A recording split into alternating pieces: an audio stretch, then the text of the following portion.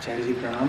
क्या कोई ऐसा रिश्ता भी होता है जिसमें सिर्फ देने में ही मज़ा आए, कुछ भी लेने की चाहत नहीं हो? क्या कोई ऐसा रिश्ता भी होता है जिसमें सिर्फ देने में मज़ा आए, कुछ भी लेने की चाहत नहीं हो?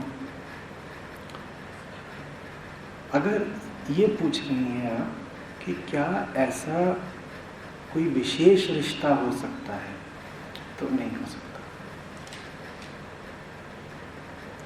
ऐसा नहीं हो पाएगा कि आपके 50 रिश्ते हों, जिनमें से 48 में या तो आपकी लेने पर बहुत निगाह रहती हो, या रिश्ता ही लेन देन का व्यापार का हो, और कोई 2 विशेष ऐसे रिश्ते हों जिसमें आप देने को उत्सुक हो। ऐसा नहीं हो पाएगा। हमें लगता यही है। हमें सिर्फ ऐसा लगता ही नहीं है, हम ऐसा चाहते भी हैं कि कोई खास रिश्ता ऐसा हो जिसकी बात ही निराली है। आप किसी संबंधित हैं तो भीतर भीतर एक छुपा हुआ हर्ष होता है। अगर वो अपनी जिंदगी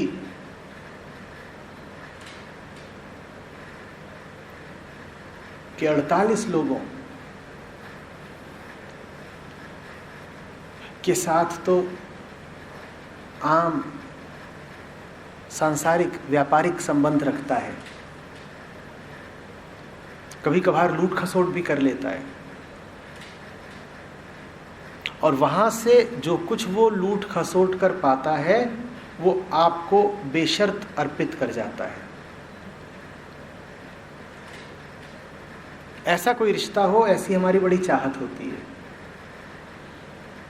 बहुत गर्व करता है मन, और बहुत कामना करता है मन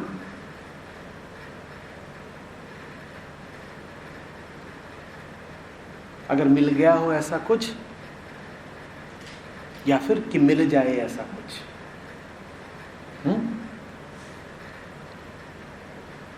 माँ बच्चे को कहेगी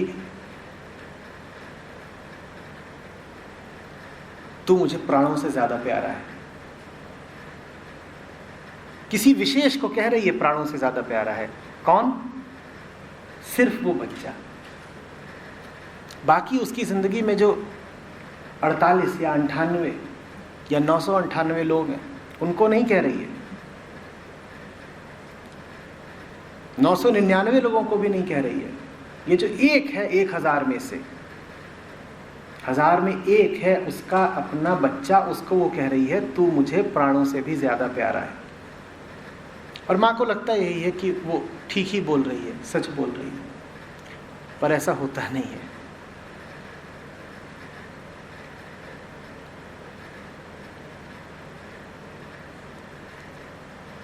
इसी तरीके से महबूब जाएगा प्रियतमा के पास, उससे कहेगा प्राणों से प्यारी है। दुनिया एक तरफ, तू एक तरफ। ऐसा हो नहीं सकता। वो कहेगा चांद तारे तोड़कर तेरे कदमों में बिछा दूंगा, दुनिया की दौलत लाकर तुझ पर निछावर कर दूंगा। और महबूबा को बड़ा मीठा लगता है। उसको लगता है क्या बात बोली है। दिक्कत बस छोटी सी है कि ये बात सच कभी हो नहीं सकती। आपके जीवन में, दोहरा रहा हूं, कोई विशेष रिश्ता ऐसा नहीं हो सकता जिसमें आप बहुत सहृदय हो जाएं, दानी हो जाएं, अकिंचन हो जाएं, प्रेमी हो जाएं, समर्पित हो जाएं, बलिदान हो जाएं। हाँ, एक मन जरूर ऐसा हो सकता है जो बांटने में आनंद पाता हो, पर जो मन ऐसा हो जाएगा कि बांटने में आनंद पा रहा है, उसका एक रिश्ता ही ऐसा नहीं होगा, उसके सारे रिश्ते ऐसे होंगे। और जहां कोई ऐसा हुआ कि वो अपने सारे ही रिश्तों में बांटता फिरता है, उससे संबंधित होने में आपको कुछ सुख मिलेगा ही नहीं। आप कहेंगे तुम तो सभी को देते फिरते हो, तुमने हमें भी दे दिया तो क्या दिया। इसलिए तो हमें परमात्मा भी कुछ बहुत पसंद नहीं आता। वो सबको भूखा रखे, हमें रोटी दे, तब कोई बात हुई, हम खास हुए ना। कई बार तो हमें इससे प्रयोजन भी नहीं होता कि हमें कितना प्रेम मिला, हमें प्रयोजन ज्यादा इससे होता है कि हमें मिले ना मिले, दूसरों को नहीं मिलना चाहिए। तू मेरी रह ना रह, दूसरे किसी और की नहीं होनी चाहिए।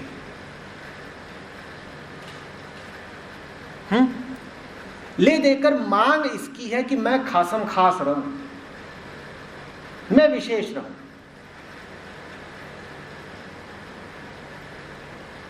दूसरों को कुछ ना मिले, मुझे 10 ही रुपया मिल जाए, मुझे बर्दाश्त है।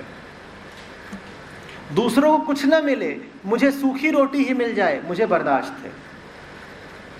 पर सबको अगर 1000 बटे तो हमसे बुरा कोई नहीं होगा। सबको अगर भरपूर थाली मिली तो हम खाएंगे ही नहीं, हम सूखी रोटी में जी लेंगे। शर्त एक है, दूसरे भूखे मरने चाहिए। और ये मांग खास तौर पर हम अपने स्वजनों से करते हैं। किसी और को वो मत दे देना जो तुमने हमें दिया है। हमारा विशेष स्थान आरक्षित होना चाहिए और हमारी जगह पर कोई और ना बैठ जाए। जैसे कि कोई एक ही विशेष स्थान होता है, जैसे कि कोई और विशेष जगह पर आए, इसके लिए किसी को उस जगह को छोड़ना आवश्यक है। हम विशेषता में यकीन करते हैं और परम तत्व निर्विशेष है।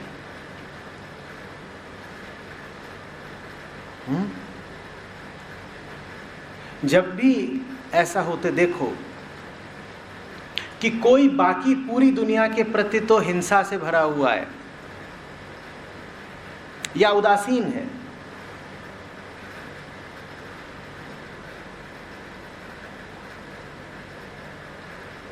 या उपेक्षा कर रहा है और सिर्फ आपको कहता है कि तुम ही हो जिस पर तन मन न्योछावर है, तो सावधान हो जाइएगा, वो झूठ बोल रहा है। अगर कोई ऐसा हो जो शेष जगत के प्रति क्रूर है और भ्रष्ट है,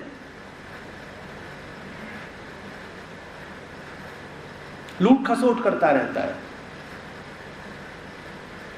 और आपकी झोली भरता रहता है, तो सावधान हो जाइएगा, आप भी लुट ही रहे होंगे किसी और तरीके से।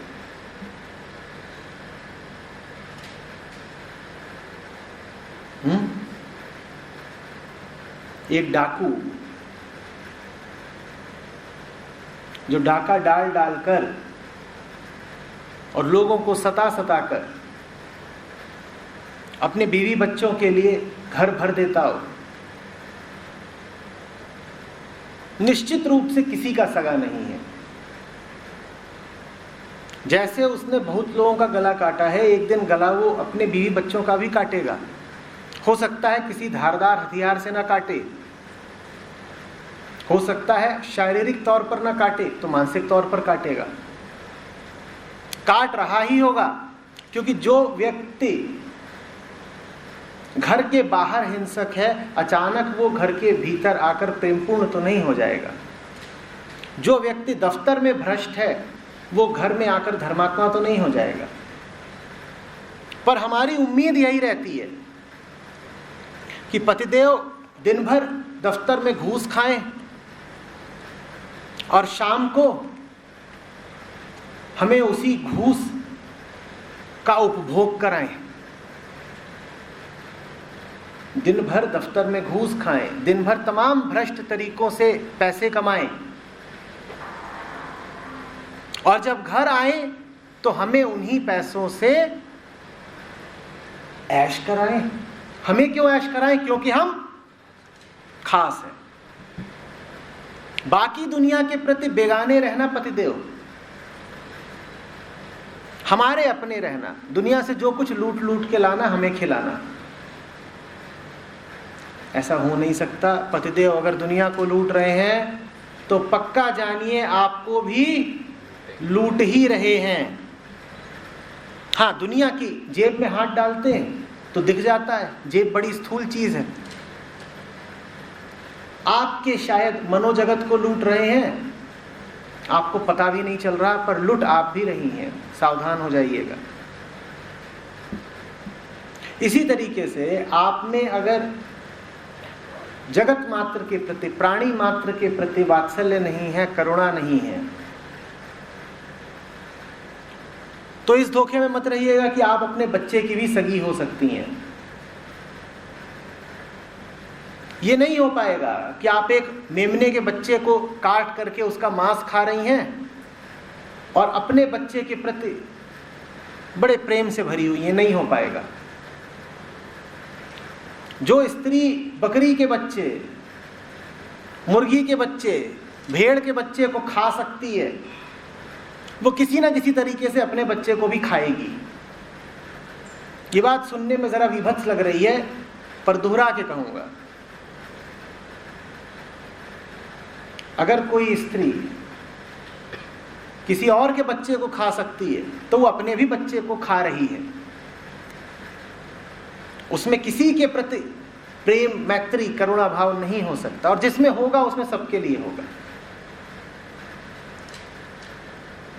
ये अलग बात है कि आप इंसान हैं, आपकी पहुंच की एक सीमा है,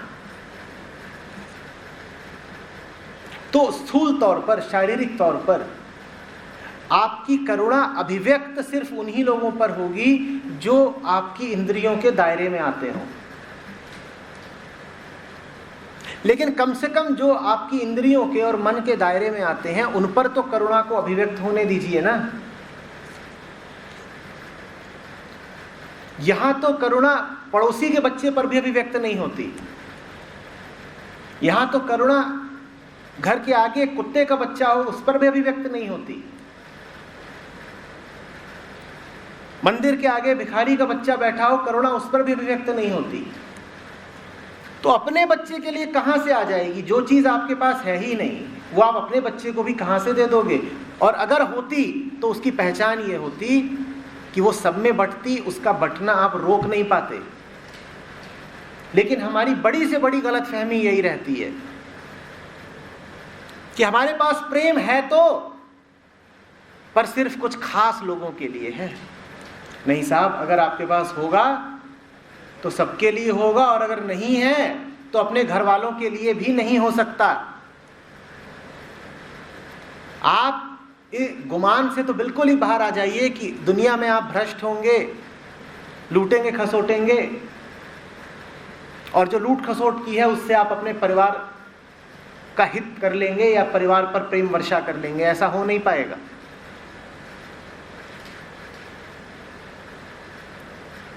और जिन्हें ये चाहत हो कि मुझे मिले कोई ऐसा जो सिर्फ मुझसे प्यार करता हो, वो इस चाहत से बाहर आ जाए। और बहुत लोगों को यही चाहत होती है। उन्हें ये चाहत बाद में होती है कि मिले कोई ऐसा जो प्यार करता हो। उन्हें ये चाहत पहले होती है कि मिले कोई ऐसा जो सिर्फ मुझसे प्यार करता हो। अरे पागल, अगर कोई होगा जो प्यार जानेगा तो क्या वो सिर्फ तुमसे करेगा? सूरज से कहोगे सिर्फ मेरे घर में रोशनी दे, पगला गए हो। बादल से कहोगे सिर्फ मेरे आंगन में बरस, पगलाए हो। पर मांग यही रहती है। और हमें ईर्ष्या भी बहुत उठती है। आज षड्रिपु आप पढ़ रहे थे, मात्सर्य, भयानक डाह उठती है। बादल पड़ोसी के आंगन में कैसे बरस गया, और तू अगर पड़ोसी के आंगन में बरसेगा तो मेरे आंगन में मत बरस, मैं छत डलवा लूंगी। प्रेम को इससे मतलब ही नहीं होता कि उसकी फसल कितनी लहलहाई, उसको मतलब होता है कि दुनिया लहलहाए। और मजे की बात है कि ईर्ष्या को भी इससे मतलब नहीं होता कि उसकी फसल कितनी लहलहाई। वो कहती है मेरी फसल जल भी जाए कोई बात नहीं, पड़ोसी की फसल हरी नहीं रहनी चाहिए। मुझे प्रेम मिले ना मिले कोई बात नहीं, मैं अपना रिश्ता तबाह कर लूंगी, पर मेरे प्रेमी का कोई दूसरा प्रेमपूर्ण रिश्ता नहीं होना चाहिए। और दूसरे के साथ तुम प्रेम ना कर पाओ, इसके लिए मैं अपने रिश्ते की भी बलि देने को तैयार हूं। मुझे प्रेम तो चाहिए ही नहीं, मुझे कोई खास चाहिए। देखिएगा, हमें प्रेम नहीं चाहिए होता, हमें अकड़ चाहिए होती है, हमें गुमान चाहिए होता है कि मिल गया है कोई जो सिर्फ हमारा दीवाना है, मिल गया है कोई जो दीवाना है नहीं, मिल गया है कोई दीवाना ना, इतने से काम नहीं चलता, मिल गया है कोई जो सिर्फ हमारा दीवाना है।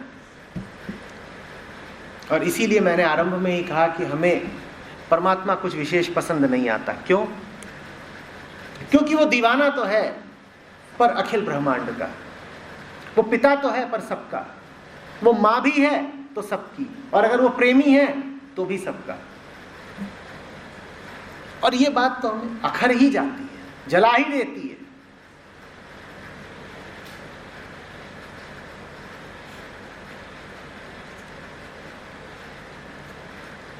इसीलिए ऐसा होता है कि जिन भावों को हम आमतौर पर बहुत मीठा समझते हैं वो वास्तव में मीठा जहर होते हैं।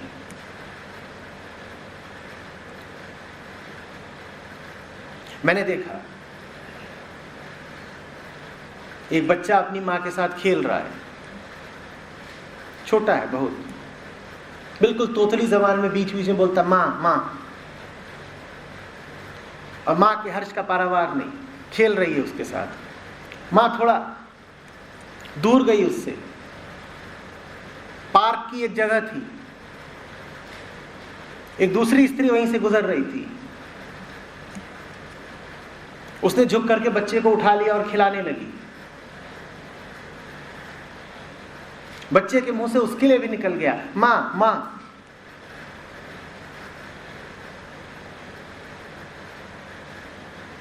जो उस बच्चे की व्यक्तिगत माँ थी, खास माँ थी, उसने ये सुन लिया, ऊपर से तो कुछ ना बोली, पर जब वो दूसरी स्त्री दूर चली गई तो बच्चे को एक चपत।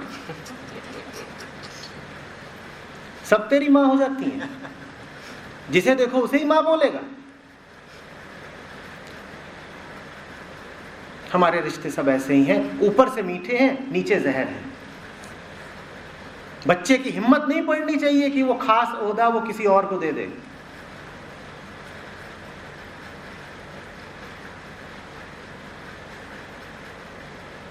दूसरे को तूने अगर कुछ दे दिया तो मेरे तेरे बीच जो मधुरता है थोड़ी बहुत, मैं उसको भी खराब कर दूंगी। दूसरे को मत बोल देना, सिर्फ मैं।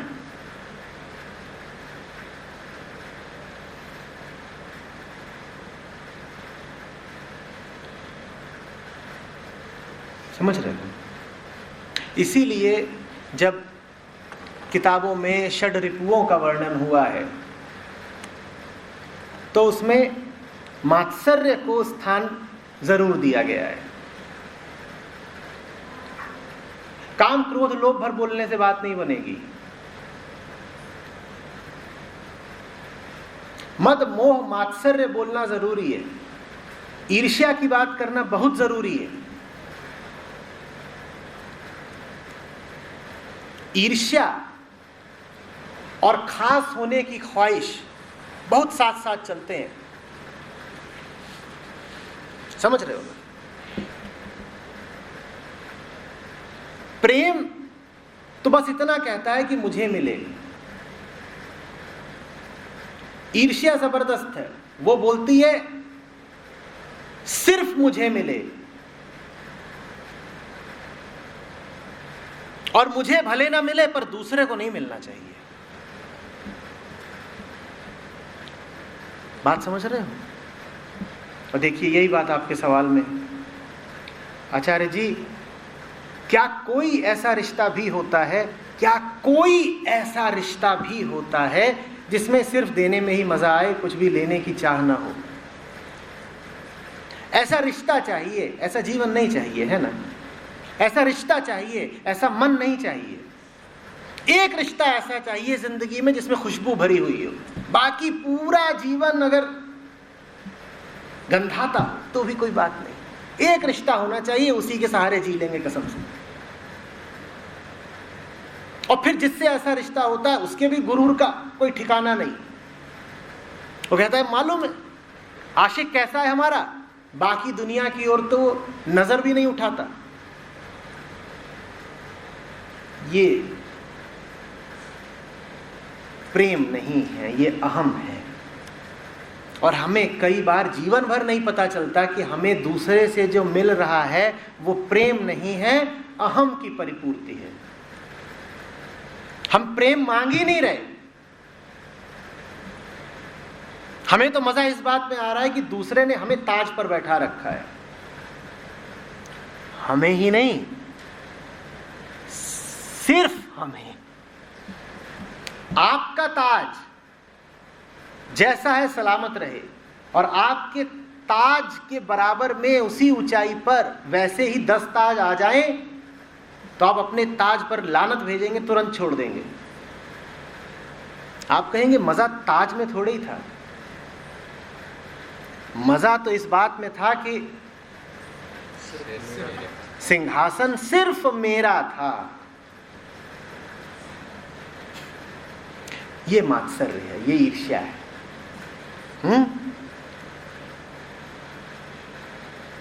प्रेम हमें इसीलिए नहीं मिलता, इसलिए नहीं कि वो उपलब्ध नहीं है, वो हमें इसलिए नहीं मिलता क्योंकि वो सबको उपलब्ध है। और हमें वो प्रेम चाहिए जो सिर्फ हमारा हो, इसलिए नहीं मिलता। फिर शायर दीवाने होके घूमते रहते हैं, कभी किसी को मुकम्मल जहां नहीं मिलता, कभी जमीन कभी आसमान। अरे सब मिला हुआ है, पर तुझे अपने लिए आरक्षित जमीन, रिजर्व्ड आसमां चाहिए, वो नहीं मिलेगा भाई। आसमां किसी के लिए आरक्षित हुआ कभी है तो सबका है, नहीं तो फिर नहीं है। और ऊपर वाले से हमें बड़ी से बड़ी शिकायत यही है, तू सबका क्यों है, तू सबका है क्यों? और इसीलिए बड़ा आनंद आता है जब आप किसी दिन बताते हैं कि आज सपने में किशन कन्हैया आए थे। कुछ तो बात ये कि दर्शन हुए, और उससे ज्यादा बड़ी बात ये कि सिर्फ हमें दर्शन हुए। मंदिर में होते हैं तो सबको होते हैं दर्शन, आज तो सपने में आए थे, मैदान मार लिया, बिल्कुल हम ही भर ने देखा है, और जो हमने देखा कसम से किसी और ने नहीं देखा। अब ले बहाते रहो लार, और हमने क्या देखा पूछना हो तो आगे खुशामद करो हमारी, तब बताएंगे क्या देखा।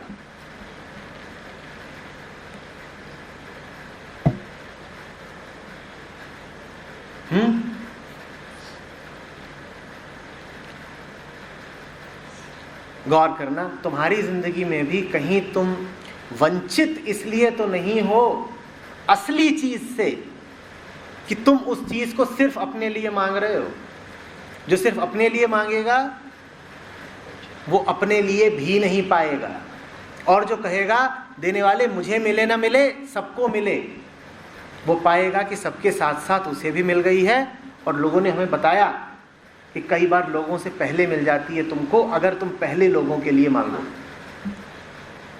पर जहां तुम में ये कामना उठी कि पहले मुझे मिले या सिर्फ मुझे मिले, तहां तुम प्यासे मरे। और ये बात मैं खास तौर पर प्रेमियों से, पिताओं से, माँओं से बोल रहा हूं, क्योंकि प्रेम और ममता में ही बहुत ज्यादा आसक्ति, मोह और वर्चस्व की चाह रहती है।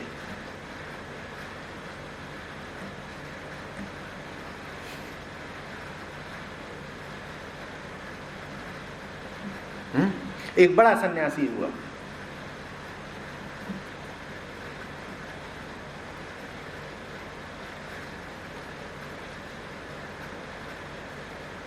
उसका सन्यास अद्भुत था। वो घर पे रहते हुए भी सन्यास्त था, सब दुनियादारी उसकी चलती थी, पर सन्यास उसका खरा था। उसकी माँ से किसी ने एक बार पूछा, बोली आप तो खुश होंगी, आपका लड़का सन्यासी भी है, घर भी नहीं छोड़ रहा, सारे काम भी करता है। बोली काहे की खुशी, पहले सिर्फ मेरा था, अब सबका है। जिसको देखो वही चला आता है कि आप मेरे भाई हैं, कि आप मेरे बाप हैं। कोई उसे स्वामी बोल रहा है, कोई सहोदर बोल रहा है। कुछ निजी बचा ही नहीं मामले में। अरे हो तो मात्र हमारा हो, नहीं तो ऐसे क्या।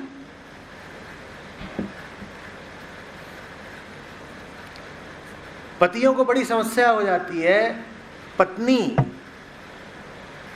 अगर बोध की दिशा में चली जाए, उसमें थोड़ी भक्ति जगने लगे,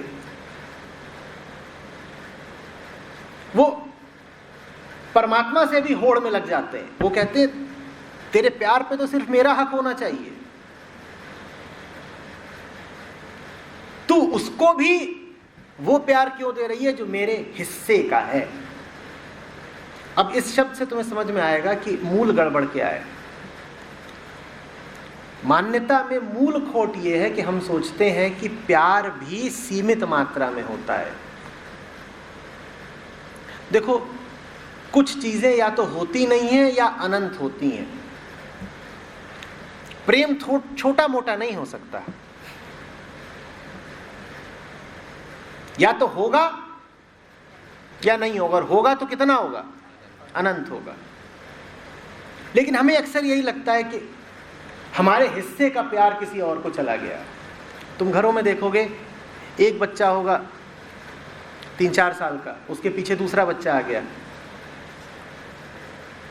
ये जो 3-4 साल वाला होता है, इसको बड़ी अड़चन हो जाती है। इसको लगता है मेरे हिस्से का प्यार उस छोटे वाले को मिलने लग गया। अभी नानुकुर करता है, अभी बहानेबाजी करता है, अभी अचानक से एक गड़बड़ बच्चा बन जाता है, प्रॉब्लम चाइल्ड बन जाता है। कल तक जो बच्चा सबकी आंख का तारा था, अब वो उद्यमी हो गया है। वो गिलास पटकता है, पत्थर मारता है, शोर मचाता है, खाता पीता नहीं है। मान्यता क्या है उसकी कि मां का या बाप का प्रेम सीमित था, जैसे एक सेब सीमित होता है। पहले पूरा सेब मेरा था, अब सेब के 2 फांक होते हैं, एक इधर आती है, एक उधर जाती है। अब इस मान्यता में भी गहरे घुसना। सीमित क्या होता है? हमेशा पदार्थ सीमित होता है। ये पानी सीमित है, आप मुझे 1 गिलास पानी दें और वो 2 लोगों में बट जाए तो निश्चित रूप से मुझे कम मिलेगा, है ना? यही गणित मैं प्रेम पर भी लगा देता हूं। ये गणित ठीक है, पर ये गणित किस पर लागू होना चाहिए? सिर्फ पदार्थ पर। प्रेम पदार्थ नहीं होता। अब यहीं से एक बात और खुलती है, बहुत लोगों का प्रेम पदार्थ ही होता है, मटीरियल लव। तो उनका अनुभव भी फिर यही रहा है कि अगर मुझे मिला तो दूसरे के आने पर आधा हो जाएगा। अब यहीं से तुम अपने आप को पकड़ लो। अगर तुम्हें यह लगता है कि किसी दूसरे, तीसरे, चौथे, पांचवें के आने से तुम्हें जो पदार्थ, तुम्हें जो प्रेम मिलता है वो बट गया, तो इसका मतलब तुम्हारा प्रेम पहले ही पदार्थगत मात्र था, बहुत भौतिक था, बहुत मटीरियल था। कैसे मटीरियल था? अब तुम कहते हो उदाहरण के लिए कि पहले आप मुझे 6 घंटे देते थे, उसके आने पर अब आप मुझे देते हैं सिर्फ 3 घंटे। और समय तो पदार्थ होता है, समय तो एक सांसारिक वस्तु है, पदार्थ ही है ना। इसका मतलब तुम प्रेम को किससे नाप रहे थे? समय से कि तुमने गड़बड़ कर दी ना। प्रेम ऐसे थोड़ी नापा जाता है कि तुमने मेरे साथ समय कितना बिताया। बताओ कृष्ण ने मीरा के साथ कितना समय बिताया था। लेकिन हम तो ऐसे ही नापते हैं ना कि पहले तुम मेरे साथ 2 घंटा बिताया करते थे, अब 1 ही घंटा बिताते हो, मेरे हिस्से का प्रेम आधा हो गया। इससे यही पता चल रहा है कि तुम्हारा प्रेम अभी आधा नहीं हुआ है, पहले ही शून्य था। जैसे अभी तुम कह रहे हो कि मेरा प्रेम 2 घंटे से कम हो के 1 घंटे का हो गया, कोई बड़ी बात नहीं। तुम पदार्थ के अनुसार ही आगे बढ़ के कहो कि पहले मुझे 10 किलो प्रेम मिलता था, 5 ही किलो मिलता है। अगर तुम प्रेम की समय में लंबाई नाप सकते हो तो फिर उसका वजन भी नाप सकते हो। जिस चीज की लंबाई होती है उसका तो वजन भी होता है कि नहीं? पदार्थ के पास तो दोनों चीजें होती हैं, आकार और वजन। अगर लंबाई नाप ली कि क्या मुझे सिर्फ 1 ही घंटा दोगे, तो वजन भी नाप लेना, रंग भी कह देना, कहना पहले तुम मुझे सफेद वाला प्रेम देते थे, अब काला वाला देते हो, गंदे आदमी। लगा लो जितनी तोहमत लगानी है। लेकिन जितना तुम ऐसे इल्जाम लगाओगे उतना ही तुम ये साबित करोगे कि तुम्हारा प्रेम शुरुआत से ही आंतरिक था ही नहीं, ऐसा था। ये क्या है? ये पदार्थ है। तुम्हारा प्रेम जिस्मानी था, तुम्हारे प्रेम का संबंध चीजों से था, तुम्हारे प्रेम का संबंध आत्मा से नहीं था, तुम्हारे प्रेम रूहानी नहीं था।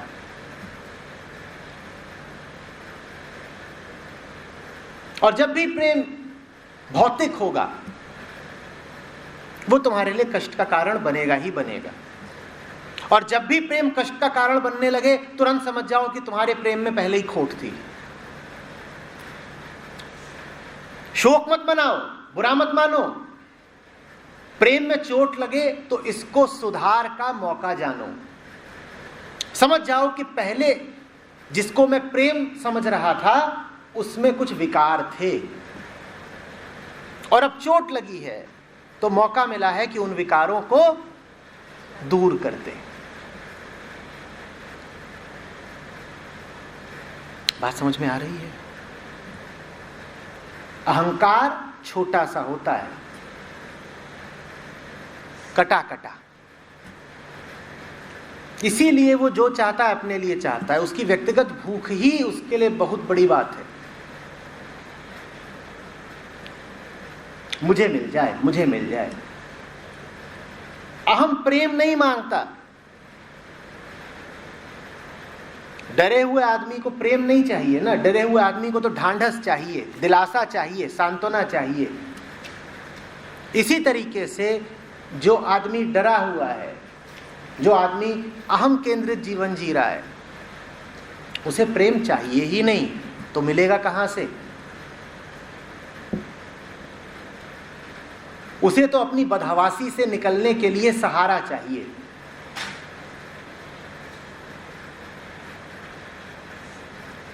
और डरा हुआ आदमी अपने सहारे को कैसे पकड़ता है? जकड़ लेता है। यही रहती है आम प्रेमी की वर्चस्व की मांग, पॉजेसिवनेस। वो प्रेम है ही नहीं, वो कब्जे की कोशिश है, क्योंकि तुम बहुत डरे हुए हो।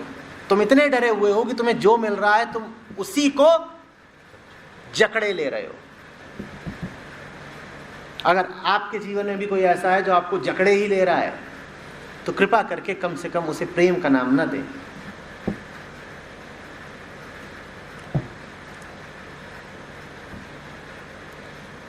समझ रहे हो? इस मामले में मैं एक चीज की और इशारा करूंगा, माँ बच्चे का जो रिश्ता होता है। भारत में पुराने समय से माँ बच्चे के रिश्ते को बड़ा दैवीय माना गया है।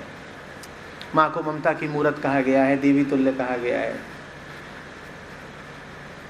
लेकिन हमें थोड़ा संभल के रहना होगा, थोड़ी सावधानी जरूरी है। जन्म भर दे देने से माँ के मन से दोष थोड़े ही दूर हो जाते हैं। जन्म तो पूरे तरीके से भौतिक बात है। जानवर भी जन्म देते रहते हैं। जन्म देने से मन थोड़े ही विकसित हो गया, मन में अगर ये सब भरे ही हुए हैं, काम क्रोध लोभ मद मोह मात्सर्य, तो बच्चे से भी जो रिश्ता होगा वो काम से भरा हुआ होगा, लोभ से भरा हुआ होगा, मद और मात्सर्य से भरा हुआ होगा। और इन्हीं सबके मिल जाने के बाद माँ का बच्चे के प्रति जो रवैया रहता है उसको कहते हैं ममता। ममता से बहुत सावधान रहे माएं।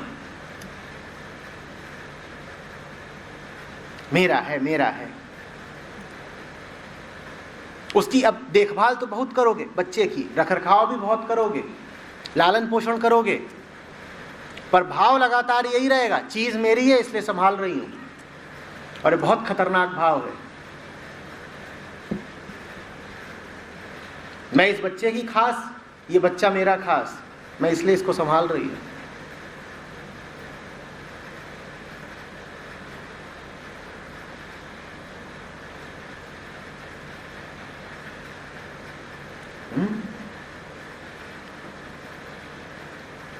तो शुरुआत कैसे करनी? शुरुआत ऐसे करो कि सबके जीवन में कोई ना कोई तो ऐसा होता है जो बड़ा अनूठा, बड़ा न्यारा, खासम खास होता है कि नहीं?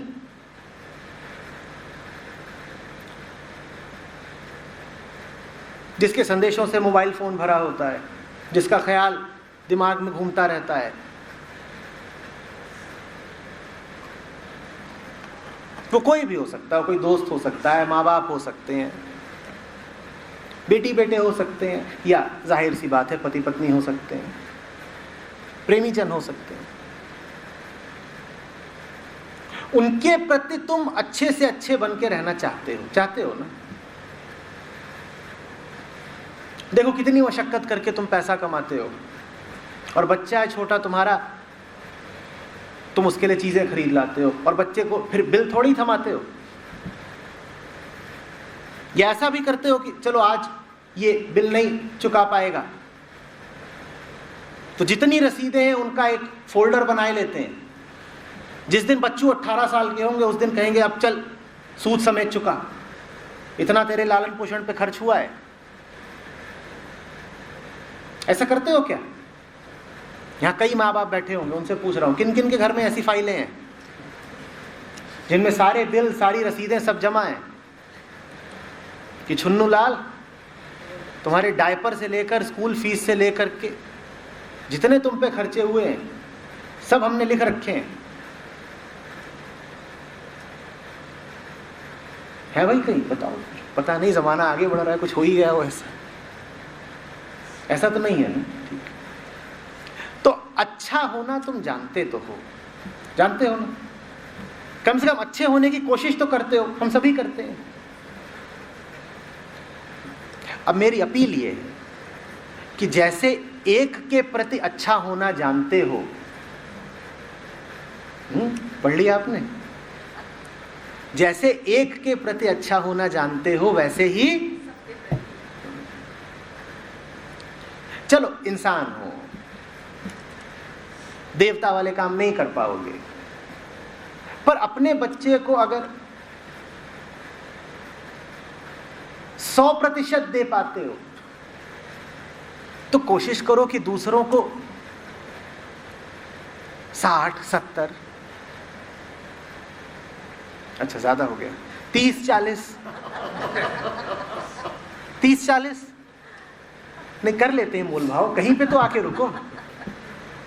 अपने बच्चे को अगर 100 रुपया दे देते हो बिना सोचे बेशर्त यूं ही उस पर खर्च कर डाला, तो दूसरे पे 20-30 तो कर दो। या बहुत ज्यादा है ये? अपनी बीवी पर अगर लाख कर देते हो, नहीं मैं दूसरों की बीवी नहीं कह रहा, तो और भी लोग हैं जरूरतमंद दुनिया में, 10-20 हजार उनके ऊपर भी खर्च कर दो, कि नहीं? बोलो, जरूरी है।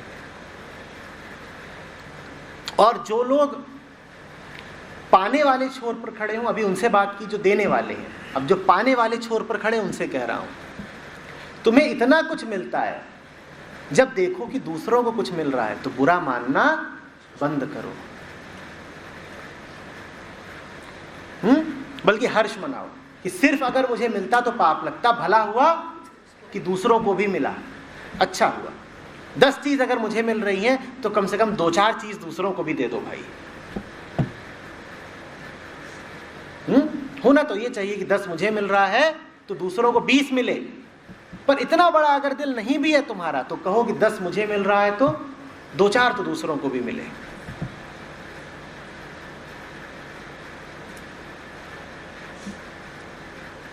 आधिपत्य मत कर लो, मेरी सल्तनत, मेरा कब्जा।